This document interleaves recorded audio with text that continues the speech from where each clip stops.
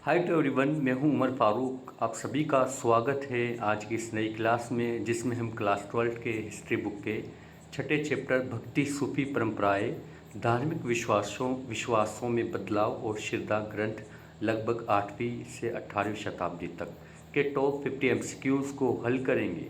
तो चलते हैं पहले प्रश्न की ओर। पहला प्रश्न है, शेख मोइनुद्दीन चिश्ती की दरगाह स्थित हैं। शेख मोइनुद्दीन एक वली हैं जिनकी दरगाह आपको अजमेर में मिलेगी। कहाँ पे मिलेगी? अजमेर में। तो ऑप्शन डी इसका राइट आंसर होगा। इसकी थोड़ी सी व्याख्या देख लेते हैं। ख्वाजा मोइनुद्दीन चिश्ती की दरगाह अजमेर शरीफ में है। आपका इंतकाल यानी कि इस दारे फ़ानी से आप कब रुखसत हुए? वो हुए 1235 में। शेख मोइनुद्दीन चिश्ती की जो दरगाह है वो सबसे अधिक पूजनीय है, दरगाहों में से एक है, यानी कि सबसे ज़्यादा इसी दरगाह की ज़ियारत की जाती है, जिन्हें गरीब नवाज कहा जाता है। अगर कोई पूछे आपसे कि गरीब नवाज किसे कहते हैं, तो किसे बोलते हैं? शेख मोइनुद्दीन चिश्ती को बोलते हैं। मोहम्मद बिन तुगलक पहला सुल्तान था जो इस दरगाह पर आया, यानी कि सुल्तानों में से पहला सुल्तान कौन है जो इस दरगाह पर गया? वो था मोहम्मद बिन तुगलक।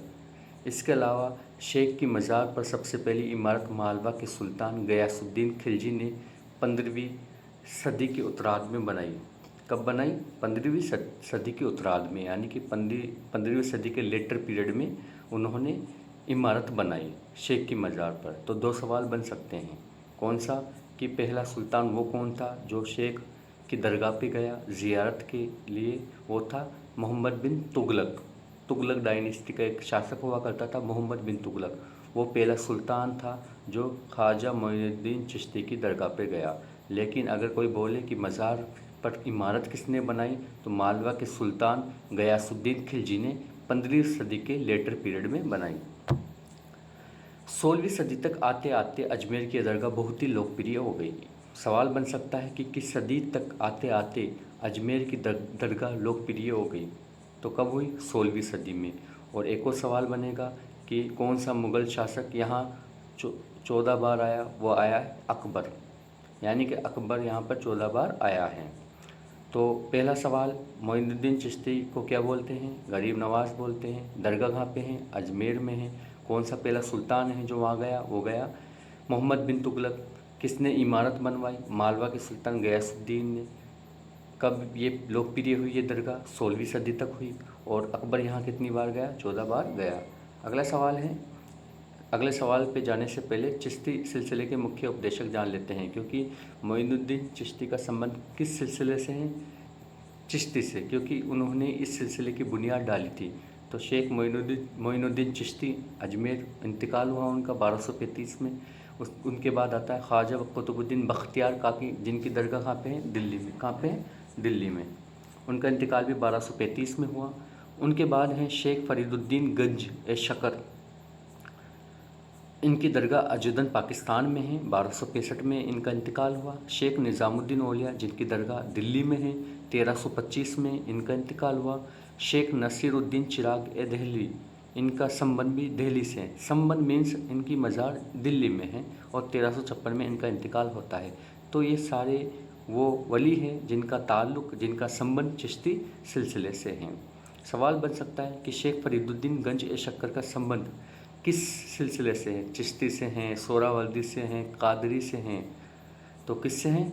चिश्ती सिलसिले से। अगला सवाल है, उत्तर भारत में भक्ति आंदोलन का आरंभ किस संत ने किया? उत्तर भारत की बात करें तो रामानंद ने किया। किसने किया? रामानंद ने। रामानंद 14वीं शताब्दी को उत्तर भारत में भक्ति आंदोलन का जनक माना जाता है, यानी कि उत्तर भारत में जो भक्ति आंदोलन की जो शुरुआत की है वो रामानंद ने की है। एक तरीके से बात कही जा सकती है कि भारत में, उत्तरी भारत में भक्ति आंदोलन के जनक कौन है? वो है रामानंद।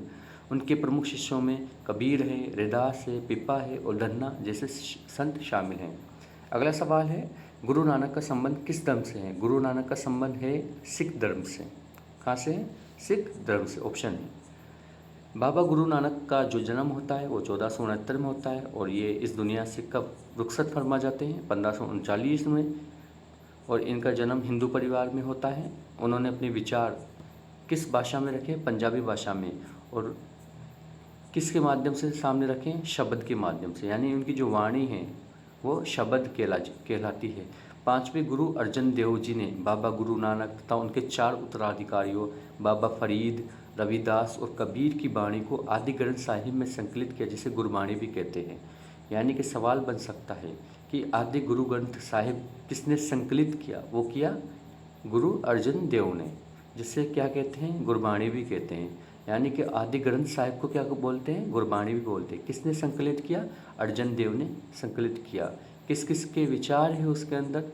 किस किस की वाणियाँ हैं उसके अंदर? बाबा गुरु नानक की है, बाबा फरीद की है, रविदास की है, कबीर की है। 10वें गुरु गोबिंद सिंह जी ने 9वें गुरु तेग बहादुर की रचनाओं को इसमें शामिल किया, जिसके बाद इसे गुरु ग्रंथ साहिब कहा गया। यानी कि अर्जुन देव ने तो इसे आदि ग्रंथ बनाया, जबकि इनके जो 10वें गुरु है, जो आखिरी गुरु है गुरु गोबिंद सिंह, उन्होंने 9वें गुरु तेग बहादुर की रचनाओं को शामिल किया। उसके बाद से इसे गुरु ग्रंथ साहिब बोलते हैं। गुरु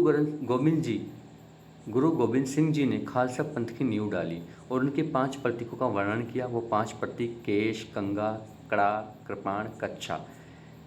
अब सवाल बन सकता है कि खालसा पंथ की नींव किसने डाली? तो वो डाली गुरु गोबिंद सिंह जी ने। 5 प्रतीक कौन कौन से हैं? केश है, कंगा है, कड़ा है, कृपाण है, कच्छा है। इसके अलावा गुरु गोबिंद सिंह जी के नेतृत्व में, यानी उनकी जिम्मेदारी में, उनकी लीडरशिप में जो सिख समुदाय हैं, जो सिख धर्म में एक संगठित और धार्मिक और सैन्य प्रतीक के रूप में सामने आया। यानी कि पूरी तरीके से वो संगठित होकर सामने आया। किसकी जिम्मेदारी में वो आया? गुरु गोविंद सिंह जी की जिम्मेदारी में। अगला सवाल है, निम्नलिखित में महिला संत कौन थी? मीरा, अंडाल, कराईकल। ये तीनों की तीनों महिला संत हुआ करती थी। मीरा है, अंडाल जो कि अलवार संत हैं, अलवार, और कराईकल जो कि नैनार है। अलवार जो विष्णु को मानते हैं, नैनार जो शिव को मानते हैं। तो ये तीनों के तीनों क्या है? महिला संत है। अगला सवाल है, जैसे अगला सवाल से पहले, अंडाल स्वयं को विष्णु की प्रेयसी मानकर अपनी प्रेम भावना को छंदों में व्यक्त करती थी और एक अलवार स्त्री भक्त थी। अंडाल को लेकर एक बात याद रखनी है आपको कि पहली बात, ये एक महिला संत थी। दूसरी बात, अलवार जो भक्ति है उससे ये बिलोंग करती हैं, अलवार भक्ति परंपरा से संबंध रखती हैं। तीसरी बात क्या याद रखनी है आपको कि विष्णु को प्रेयसी मानकर, यानी कि अपने आप को विष्णु की प्रेमिका मानती है और अपनी जो प्रेम भावना है उसको ये व्यक्त करती है। दूसरी बात, कराईकल के बारे में याद रखनी है कि कराईकल भी एक महिला संत है, एक शिव भक्त थी। वो विष्णु भक्त है, ये शिव भक्त है, और इसकी रचनाओं को नैनार परंपरा ने संभाल कर रखा है। यानी कि कराईकल का संबंध किससे? नैनार से। किससे? नैनार परंपरा से। यानी भक्ति की 2 परंपराएं साउथ इंडिया में, एक है अलवार जो विष्णु को मानती है और जो नैनार जो शिव को मानती है। अगला सवाल है, आईन अकबरी किसने लिखा? ऑब्वियसली आईन अकबरी का संबंध अकबर से है और ये लिखा अबुल फजल ने। किसने लिखा? अबुल फजल ने। Option b. अगला सवाल है, मणि कवचकार की 2 विशेषताएं थी। तो मणि कवचकार की 2 विशेषताएं क्या थी? शिव अनुयायी थे, यानी एक तमिल कवि संत थे, तो शिव अनुयायी थे, यानी शिव को मानते थे। शिव को मतलब शिव को मानते थे, तथा तमिल में भक्ति गीत के रचनाकार थे, यानी तमिल भाषा में भक्ति गीत की रचनाएं लिखते थे। अगला सवाल है, जगन्नाथ का शाब्दिक अर्थ है। जगन्नाथ का शाब्दिक अर्थ है संपूर्ण विश्व का स्वामी। Option A. सवाल नंबर 8 है, मारीची कौन थी? मारीची एक बौद्ध देवी थी। कौन थी? बौद्ध देवी। Option A. अगला सवाल है, 8वीं से 18वीं शताब्दी तक गौण हुए वैदिक देवकुल के देवता थे। यानी कि 8वीं से 18वीं शताब्दी तक इन जो देवताओं का जो स्थान है वो कम हो गया था, गौण हो गया था, निम्न गौण हो गया था। तो वो हुआ था अग्नि, इंद्र तथा सोम का। Option b will be correct answer. अगला सवाल है, जाति के प्रति अलवार और नैनार संतों का दृष्टिकोण था। अलवार जो कि विष्णु को मानते थे, नैनार जो शिव को मानते थे। तो इन्होंने जाति के प्रति जो इनका दृष्टिकोण था वो था कि इन्होंने जाति जो प्रथा है, जाति के आधार पर जो भेदभाव है उसके खिलाफ क्या उठाई? आवाज़ उठाई। तो ऑप्शन ए इसका राइट आंसर होगा। अगला सवाल है, नलियीर दिव्य प्रबंधम का वर्णन किया जाता है, किस रूप में किया जाता है? वो किया जाता है तमिल वेद के रूप में। यानी कि अगर तमिल भाषा का कोई वेद है तो वो है नलियीर दिव्य प्रबंधम, ऑप्शन बी। सवाल नंबर 12 है, अंडाल का सही परिचय है।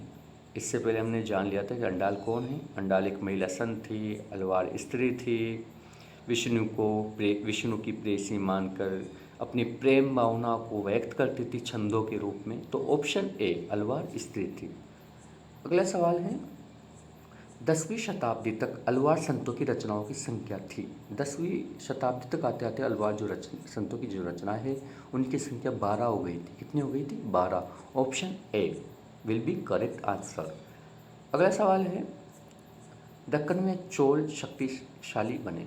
चोल, चेर, पांड्या ये दक्कन की सल्तनतें हुआ करती थी, राज्य हुआ करते थे चोल, चेर, पांड्या। तो इसमें सवाल है कि चोल कब शक्तिशाली बने? ये बने 9वीं से 13वीं शताब्दी तक, ऑप्शन बी। सवाल नंबर 15 है, बासवन्ना थे। बासवन्ना कर्नाटक में वीर शैव परंपरा के अनुयायी थे, जनक थे, और ये ब्राह्मण समुदाय से आते थे, यानी कि इनका जन्म ब्राह्मण धर्म में हुआ था, ब्राह्मण कास्ट में हुआ था, ऑप्शन ए। अगला सवाल है, सवाल से पहले हम इसके बारे में जान लेते हैं बासवन्ना के बारे में। 12वीं सदी में कर्नाटक में एक नवीन आंदोलन का उदय हुआ जिसका नेतृत्व बासवन्ना नामक एक ब्राह्मण ने किया। बासवन्ना कलाचूरी राजा के दरबार में आमंत्रित थे। इनके अनुयायी वीरशैव व लिंगायत कहलाए। सवाल बन सकता है कि लिंगायत कौन है? तो लिंगायत वो लोग हैं जो बासवन्ना को मानते हैं। किसको मानते हैं? बासवन्ना को। तो किस सदी की बात है? 12वीं की। और किसके दरबार में मंत्री हुआ करता था? वो हुआ करता था कलाचूरी के। सवाल नंबर 16 है, 13वीं शताब्दी में एक नवीन तत्व के रूप में जो इस्लाम धर्मावलंबी बड़ी संख्या में आए थे वो थे, हिंदुस्तान में बड़ी संख्या में लोग आए थे इस्लाम को मानने वाले, वो थे तुर्क। कौन थे? तुर्क, ऑप्शन बी। अगला सवाल है, सवाल नंबर 17, प्रथम सहस्त्राब्दी में समुद्र के रास्ते भारत आए व्यापारी थे। तो पुर्तगाली 1498 में आया था वास्को डी गामा, तो 15वीं सदी की बात हो गई। अरब पहली शताब्दी में आए थे। तो अरब लोग हैं। कौन लोग हैं? अरब, ऑप्शन बी। सवाल नंबर 18, इस्लाम का उदय जिस शताब्दी में हुआ? इस्लाम का उदय हुआ 7वीं शताब्दी में, ऑप्शन ए। अगला सवाल है, बीजक में किसके उपदेश संकलित हैं? बीजक में कबीर के उपदेश संकलित हैं, ऑप्शन ए। निज़ामुद्दीन औलिया संबंधित थे। हमने एक लिस्ट देखी थी पूरी की पूरी चिश्ती सिलसिले की, जिनमें निज़ामुद्दीन औलिया का नाम भी था, और इनकी जो मज़ार हैं वो है दिल्ली में, और इनका जो संबंध है वो चिश्ती सिलसिले से था। तो ऑप्शन है। सवाल नंबर 21 है, कबीर शिष्य थे किसके? रामानंद के, option c will be right answer. अगला सवाल है, कराईकल अम्मियार किसकी भक्त थी? तो कराईकल जो अम्मियार थी वो असल में शिव की भक्त थी। किसकी? शिव की, ऑप्शन ए। विष्णु को अपना पति कौन मानती थी? विष्णु को अपना पति अंडाल मानती थी। कौन मानती थी? Andal, option B. शाहजहाँ की किस पुत्री ने ख्वाजा मुइनुद्दीन चिश्ती की दरगाह का वर्णन किया? किसने किया? वो किया जहाँ आरा ने, ऑप्शन ए। सवाल नंबर 25 है, पुष्टि मार्ग का जहाज किसे कहा जाता था? पुष्टि मार्ग का जहाज वल्लभाचार्य को कहा जाता है, ऑप्शन बी इसका सही उत्तर होगा। अगला सवाल है, महाराष्ट्र के संत कौन थे? तुकाराम, रामदास, ज्ञानेश्वर। ये सभी के सभी महाराष्ट्र से ताल्लुक़ रखते थे। तो तुकाराम, रामदास और ज्ञानेश्वर, ऑप्शन डी इसका करेक्ट आंसर होगा। सवाल नंबर 27 है, निम्न में से महिला रहस्यवादी संत थी? अंडाल, कराईकर, मीराबाई, रबिया। तो रबिया रहस्यवादी संत थी, ऑप्शन सी। सवाल नंबर 28 है, बलबन की पुत्री का विवाह किस सूफी संत से हुआ था? वो हुआ था फरीदुद्दीन गंज ए शक्कर, जिनकी दरगाह अजोदन पाकिस्तान में है, और उनका ताल्लुक़, उनका संबंध चिश्ती सिलसिले से है, ऑप्शन बी। राजकुमार दारा का संबंध किस सिलसिले से था? वो था कादरी सिलसिले से। किससे? Qadri, option C. ख्वाजा मोइनुद्दीन चिश्ती की दरगाह पर सबसे पहले कौन सा सुल्तान गया? ये मैंने आपको पहले बता दिया था, वो गया था मोहम्मद बिन तुगलक, ऑप्शन बी। सवाल नंबर 31 है, सूफी मत की फिरदौसी शाखा सबसे अधिक कहाँ फली फूली? ऑप्शन डी, बिहार में। पाहन पूजे हरि मिले, पाहन पूजे हरि मिले किसकी काव्य पंक्ति है? ये तो ऑप्शन से लग रही होगी कि कबीर की होगी, और ये कबीर की ही है, ऑप्शन बी। अगला सवाल है, शंकराचार्य का मत था द्वैतवाद, अद्वैतवाद, भेदवाद, द्वैतवाद, अद्वैतवाद, ऑप्शन बी। वल्लभाचार्य का जन्म हुआ था, वल्लभाचार्य का जन्म वाराणसी में हुआ, यानी काशी में हुआ, ऑप्शन सी। शेख कुतुबुद्दीन बख्तियार काकी, अख्तियार नहीं बख्तियार, ये मिस टाइप, काकी का संबंध किस सूफी संप्रदाय से है? उनका संबंध है चिश्ती सिलसिले से। किससे? चिश्ती सिलसिले से, ऑप्शन ए। निज़ामुद्दीन औलिया की दरगाह कहाँ है? निज़ामुद्दीन औलिया की दरगाह दिल्ली में स्थित है, ऑप्शन ए। सवाल नंबर 37 है, काशी में किस प्रसिद्ध संत का जन्म हुआ? काशी में वल्लभाचार्य का जन्म हुआ, इनके अलावा कबीर का भी हुआ था, तो यहाँ पे वल्लभाचार्य कबीर दोनों में से एक देख लीजिए। अगला सवाल है, औरंगज़ेब का संबंध किस सूफी सिलसिले से था? औरंगज़ेब का संबंध नक्शबंद से था। किससे? नक्शबंद सिलसिले से। सवाल नंबर 39 है, सुल्तान उल हिंद किसे कहा गया? सुल्तान उल हिंद, हिंद का सुल्तान किसे कहा गया? वो कहा गया अजमेर के गरीब नवाज ख्वाजा मोइनुद्दीन चिश्ती को, ऑप्शन है। बंगाल के प्रसिद्ध संत कौन थे? बंगाल के जो प्रसिद्ध संत हुआ करते थे वो थे चैतन्य महाप्रभु, ऑप्शन ए। किस भक्ति संत ने अपने संदेश के प्रचार के लिए सबसे पहले हिंदी का प्रयोग किया? वो किया रामानंद ने, जो कि कबीर के गुरु हुआ करते थे, रामानंद, ऑप्शन सी। 2.5 दिन की झोपड़ी या 2.5 दिन का झोपड़ा का निर्माण किसने करवाया था? वो करवाया था अजमेर में ऐबक ने, अजमेर में ऐबक ने, ऑप्शन सी। ऐबक मतलब कुतुबुद्दीन ऐबक। कुतुबुद्दीन मीनार का निर्माण किसने शुरू किया कुतुबुद्दीन ऐबक ने। फिर इससे आगे जो काम शुरू किया इसका आगे का, क्योंकि आधी ही बनी थी, तो वो किया था इल्तुतमिश ने, ऑप्शन सी इसका करेक्ट आंसर होगा। फतेहपुर सीकरी को राजधानी किसने बनाया? अकबर ने बनाया, ऑप्शन ए। सवाल नंबर 45 है, अकबर ने किस सन में दीन हिलाई धर्म चलाया? वो चलाया 1581 में, ऑप्शन डी। भारत में मुगल वंश का संस्थापक कौन था? भारत में मुगल वंश का जो संस्थापक था वो था बाबर। कौन था? बाबर। बाबर ने भारत में मुगल वंश की स्थापना की 1526 में, इब्राहिम लोदी को युद्ध में हराकर। पानीपत का आई थिंक प्रथम युद्ध था, प्रथम युद्ध था। अगला सवाल है, तलवंडी ननकाना साहिब किसका जन्म स्थान है? पंजाब में है, और ननकाना साहिब तलवंडी जो कि गुरु नानक का है।